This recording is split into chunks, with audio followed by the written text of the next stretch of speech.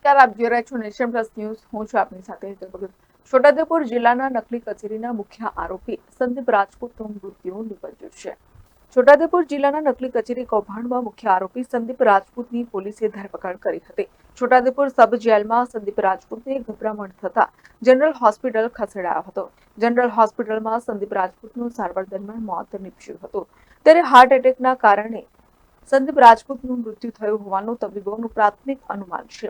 SDM police અધિકારીઓએ general હોસ્પિટલમાં કાયદેસરની કાર્યવાહી હાથ ધરી છે. અત્રે ઉલ્લેખનીય છે કે મૃતક સંદીપ રાજપૂત નકલી કચેરી કૌભાંડમાં નકલી કાર્યપાલક ઇજનેર બન્યો હતો. છોટાઉદેપુર પોલીસ સ્ટેશનના ગુના રજિસ્ટર નંબર 23-10-20 પબ્લિક 2023ના કામના કાચા આરોપી સંદીપભાઈ રમેશભાઈ રાજપૂત, જે અત્રેની જેલમાં 9/11/2023ના રોજ ડુપ્લિકેટ કચેરી કૌભાંડમાં આરોપી તરીકે નામદાર ચીફ જ્યુડિશિયલ મેજિસ્ટ્રેટ સાહેબના હુકમથી અત્રેની જેલમાં દાખલ થયેલ હતા. જે બાદ બીજા કેસના કામે 12/11/2023ના રોજ દાહોદ પોલીસ સ્ટેશનના સબ ઇન્સ્પેક્ટર સાહેબને વધુ તપાસમાં સોંપેલ. ત્યાં પણ આવો જ કેસ સાથે સેકન્ડ કેસ સાથે પરત અત્રેની જેલમાં 24/11/2023ના રોજ દાખલ થયેલ. જે બાદથી મજકૂર આરોપી અત્રેની જેલમાં હતા. મજકૂર આરોપીને સામાન્ય બીમારી સબબ આપણે જેલમાં ડૉક્ટર આવતા તેઓ તપાસતા અન્ય કોઈ ગંભીર બીમારીની રજૂઆત હતી નહીં. ગઈકાલે આશરે 17:40 આસપાસ આરોપી અમારી ઓફિસમાં આવીને અમને રજૂઆત કરેલ કે સાહેબ મને છાતીમાં ગભરામણ થાય, દુખાવો જેવું લાગે, તો સર મારો જાપ્તો માગો ને. એટલે એને સહેજ પરસેવો ભરેલો જોતા આપણે ગંભીરતા સમજીને પોલીસ જાપ્તો ન માગીને તાત્કાલિક સારવાર મળે તે હેતુથી જેલના કર્મચારી હાજર સ્ટાફમાં સુબેદાર કક્ષાના જેલ જાપ્તા સાથે જેલના વાહનમાં એને વધુ સારવાર માટે સિવિલ હોસ્પિટલ મોકલી આપેલ હતા. જ્યાંથી આશરે 18-25 કલાકે ટેલિફોનિક વર્દીથી અમને સુબેદારે જાણ કરેલ કે ફરજ પરના ડૉક્ટર બેને મજકૂર આરોપીને મરણ ગયેલાનું જાહેર કરેલ છે. અહીંથી લઈ ગયા બાદ પણ માનવતાના ધોરણે અમે એમના પરિવારને જાણ કરેલ હતી કે 17:45 અહીંથી લઈ ગયા હતા. 18 કલાક આસપાસ એના પરિવારને ફોન કરી જાણ કરી કે તમારા પતિને તબિયત નાજુક હોય, સિવિલ મોકલેલ છે.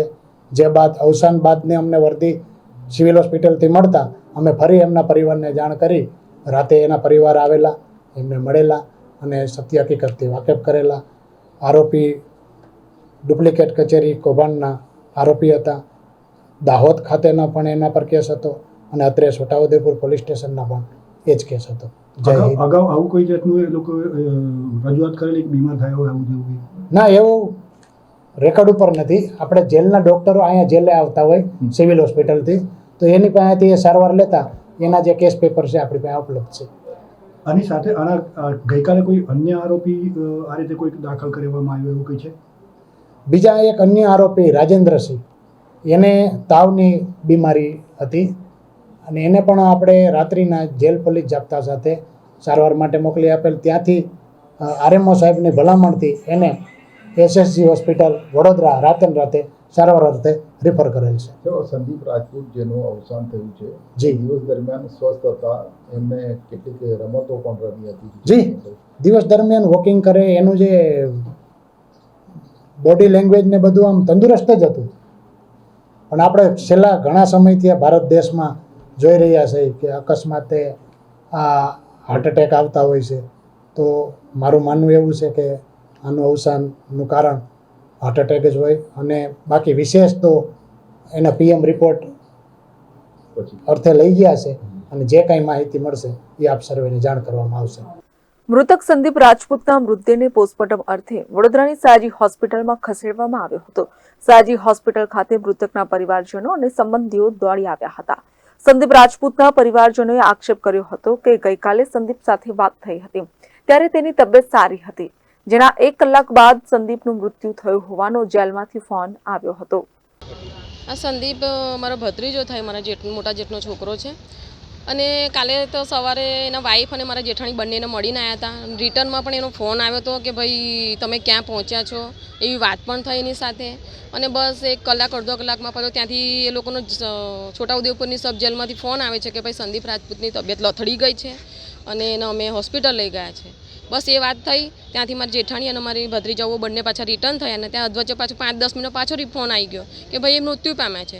તો આટલા નજીવા સમયની અંદર એની સાથે શું બનાવ થઈ ગયો કે ભાઈ એ મૃત્યુ થઈ ગયું એનું કે છે કે એટેક આવી ગયો. તો એવું તો શું કે અમારી સાથે વાત કરી ત્યારે એનું કશું નહોતું. એની વાઈફને એને કશું પણ નહીં કીધું કે ભાઈ મારી તબિયત નથી સારી કે મને કશું થઈ રહ્યું છે, એવું કશું પણ કીધું નથી એને. અને તમે અત્યારે એવું કહો છો કે એને એટેક આવી ગયો અને ત્યાં આગળ એ છોટાઉદેપુરની સિવિલ હોસ્પિટલમાં મૃત્યુ પામ્યો છે.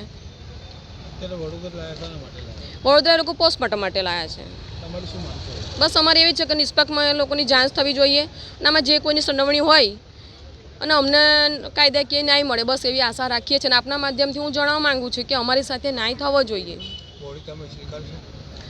એ લોકો આવીને અમને જ્યાં સુધી જવાબ નહીં આપે ત્યાં સુધી નહીં સ્વીકારીએ.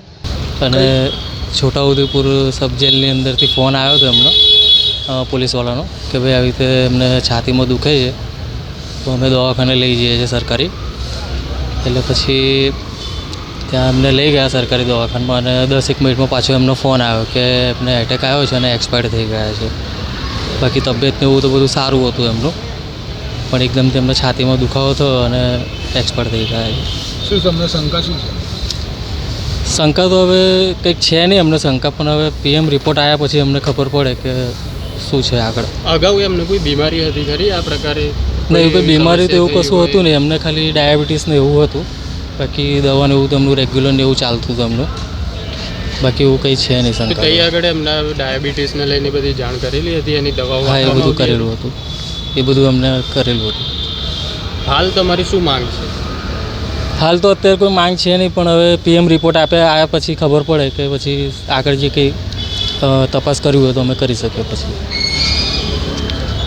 Rehan Patel, nation plus news, Chhota Udepur. સમાચારોના સતત અપડેટ મેળવવા માટે અમારી નેશન પ્લસ ન્યૂઝની YouTube ચેનલને સબસ્ક્રાઇબ કરો, બેલ આઇકન દબાવો અને જોડાયેલા રહો Facebook, Instagram અને Twitter પર.